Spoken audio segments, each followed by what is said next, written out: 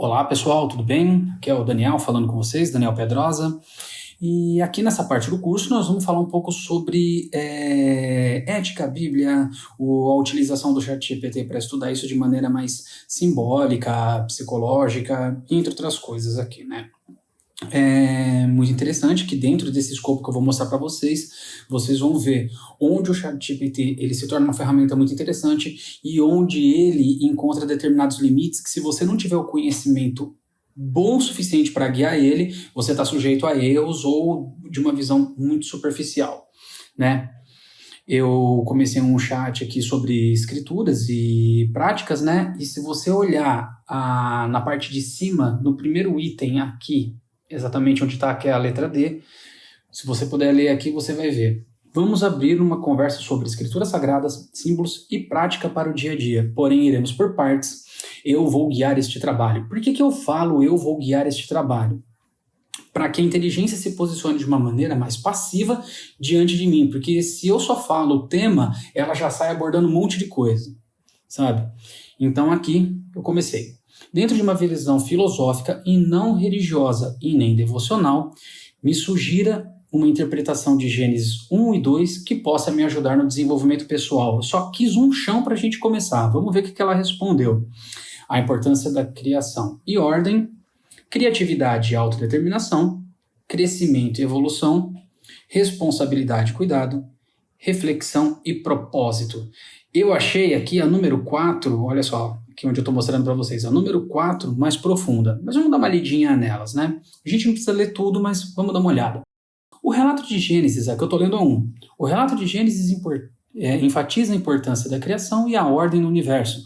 Pode-se interpretar isso como uma lição sobre a busca de valorização, equilíbrio, harmonia em nossas próprias vidas, buscar um senso de ordem e estabilidade que pode contribuir para um desenvolvimento mais saudável e significativo. Bem genérico, gente. Muito genérico.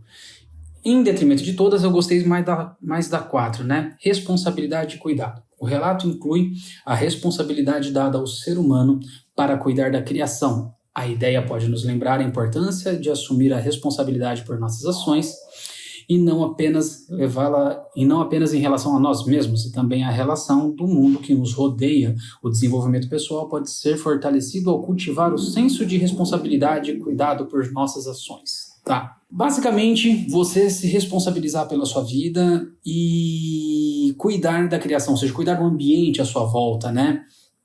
Então eu achei essa mais interessante. Por eu ter achado essa mais interessante, foi onde eu usei ela de catapulta para a gente ir mais adiante. Aí o ChatGPT ficou feliz sobre a número 4 ser a mais importante, e aqui depois, né, dá uma olhadinha aqui onde eu estou balançando. Em Gênesis 1 é dito que Deus descansou no 7º dia. Aqui eu vou ensinar vocês a capturar o símbolo da coisa. Dá uma olhada que legal o caminho que a gente fez.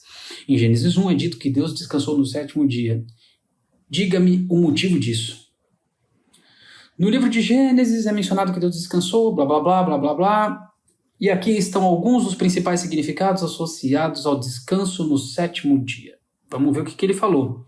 Exemplo para a humanidade, santuário no templo, recordação da criação, equilíbrio e saúde. Em todos aqui, ele dá a ideia de que Deus criou tudo e descansou, não porque ele tinha que descansar fisicamente ou porque ele realmente estava cansado, mas para dar o exemplo de equilíbrio para a humanidade, de que ao longo de uma semana de trabalho você tem que descansar, valorizar a família, contemplar a criação. Todos esses itens a gente tem uma variação de uma mesma ideia.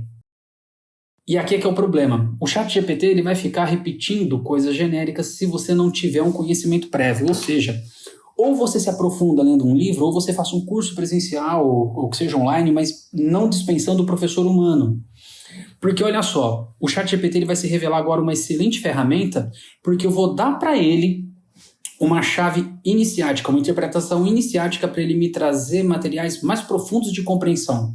Olha só nosso próximo prompt. Existe uma linha de interpretação, isso sou eu falando aqui, com a inteligência artificial. Existe uma linha de interpretação que o descanso de Deus mostra que a criação já estava pronta e viva por si, de maneira que ele precisava apenas cuidar e se relacionar com ela, não precisava adicionar mais elementos. O que pode nos dizer a respeito disso? Vamos lá. Iniciaticamente, em alguns círculos esotéricos, Deus descansa no sétimo dia, que é simbolizado com o número da perfeição e da ordem perfeita divina, porque a criação ela já tinha vida própria, ela já tinha um ciclo próprio.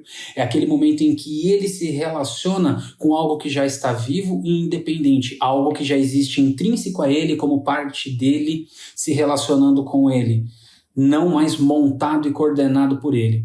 Vamos ver o que ele traz pra gente, hein? Ele já trouxe 3 únicas opções e com uma ênfase de profundidade muito melhor. Eu vou ler as 3 para vocês. Confiança e gratidão. Essa visão pode inspirar confiança na perfeição e ordem da criação, levando as pessoas a desenvolver um sentimento de gratidão e reverência pela existência da vida e do mundo ao seu redor. Já fica filosoficamente mais intrínseco, já fica mais rico. Responsabilidade humana. Ao ver a criação como uma entidade que pode prosperar e evoluir por si só, isso enfatiza a importância da responsabilidade humana na preservação e cuidado do meio ambiente e de todas as formas de vida. Relacionamento com o divino, 3º item. Se a criação é considerada uma expressão viva e acabada do propósito divino, isso pode levar as pessoas a buscar um relacionamento mais profundo e contemplativo com Deus, reconhecendo a presença divina em toda a criação. É importante lembrar que as interpretações, aí aqui ele falando que tem 1000 interpretações, né? Aí aqui eu coloquei, expliquem no máximo 7 linhas os motivos de melhorarmos como humanos, nos relacionarmos com Deus, explique pelo viés não religioso, ou seja, por que nós devemos nos melhorar como humanos e nos relacionarmos com Deus, e para ele explicar isso por um viés não religioso.